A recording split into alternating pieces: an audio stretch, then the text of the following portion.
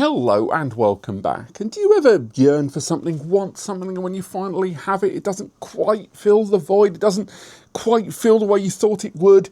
That's what today's video is about. The new Synology RS1626xs Plus, a 4-bay 1U rack mount solution from Synology. This is the refresh of the now, I think, 5 to 6 years previously released RS1626xs Plus from 2018-19. And I've got to say, although it is an upgrade, and what an upgrade in some different ways compared to other Synology solutions, I do think, unfortunately, this is another solution that is indicating the way Synology is changing its path. The TLDR, they've upgraded the CPU, they've upgraded the network connections, they've upgraded the PCIe, they have upgraded this in a number of key ways over its predecessor that I would argue, based on Synology's history, it's actually a marked step up compared to some of their other refreshes, even when you factor in the larger refresh time difference compared with this and other solutions,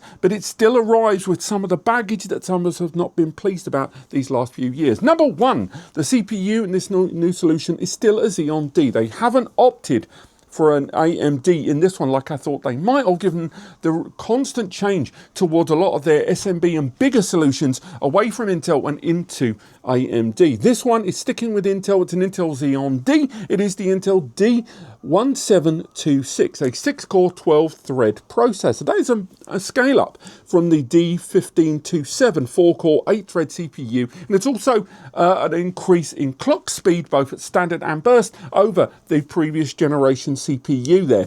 However, I will highlight this is still not the most bleeding edge CPU. It's at the very least Gen 4 in terms of its PCIe lane architecture, something we'll come back to later on. But whereas its predecessor was rocking a 2015 CPU and it arrived in 2018-19, this one is rocking a 2022 CPU in 2026. So again, kind of the same problem. But in terms of RAM, there is a scale up arriving with 16 gig of ECC DIMM memory. That is double that of its predecessor there.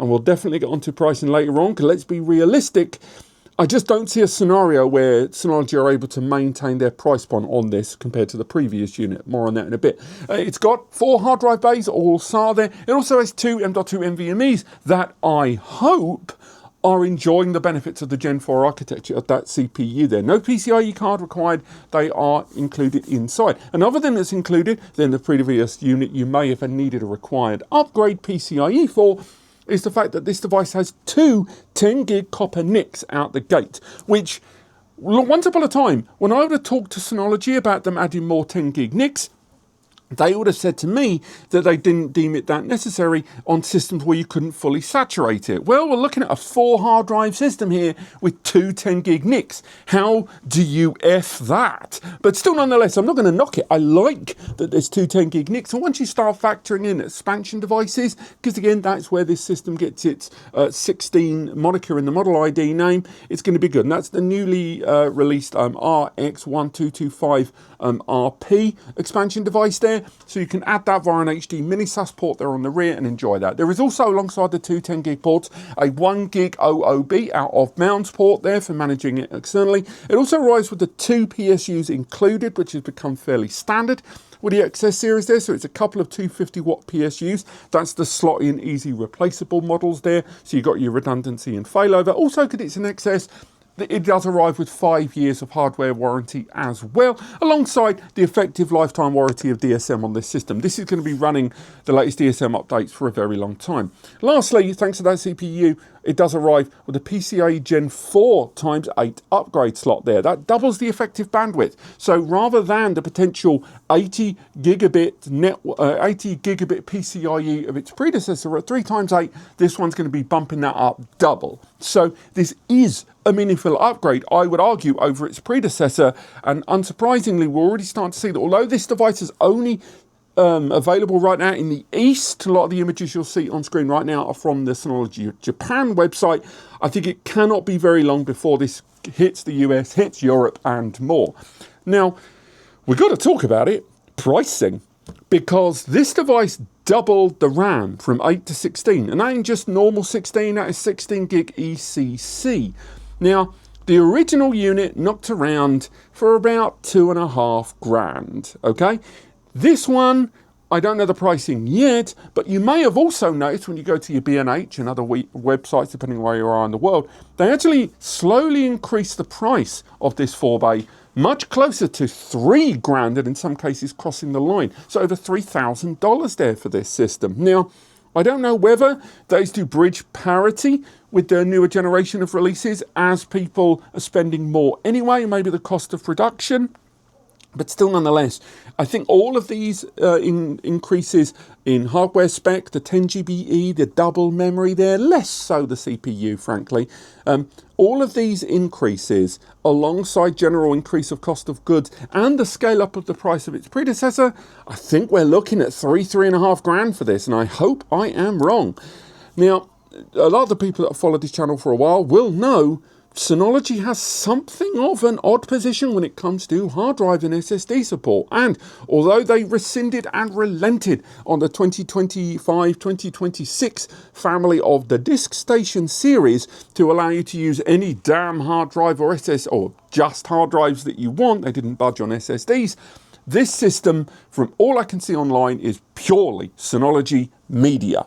Now, let's be honest, once you reach a certain point in terms of hardware profile, the market is a little bit more lenient, a little bit more acceptable to in-house storage media. And certainly enterprise users have kind of had their hand tied on that for a long time. But I think we're now entering a marketplace where, because of AI sucking the air out of the room, RAM prices, hard drive prices, SSD prices, but also availability of those three elements is not as straightforward as it once was.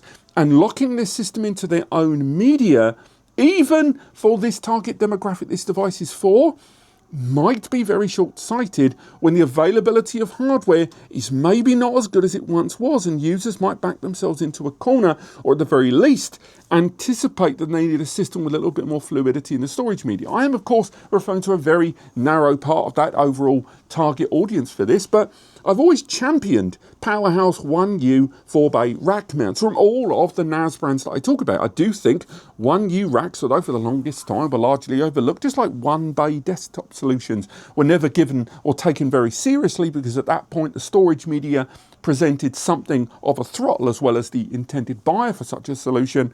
But I do think this 1U 4-bay is arguably one of the better I've seen out there, but arriving with certain compromises imposed by the brand that is not going to be for everyone. For those that are, going for DSM, this is, for many, going to be worth the price of admission just for that software, and they just want to make sure that software is living within a hardware that isn't going to close things in. But it's not going to be for everyone. Let's talk about it in the comments, because I do think this is a promising hardware solution once you compare it against the rest of the Synology portfolio and in context. But it ain't going to be cheap, and it ain't going to be as open door as some of the options in the market right now. But let's talk about it below. Thank you so much for watching. There should be an article over on NAS Compares as well. We'll update it if you hear any more about if and when this is going to be largely available globally. And let me know what you guys think. Is this a solution you've been waiting for? Have you been waiting for a 1U powerhouse 4-bay solution from Synology in their RackStation series? And did this touch the sides for you? Let's discuss. Thank you so much for watching, and I'll see you next time.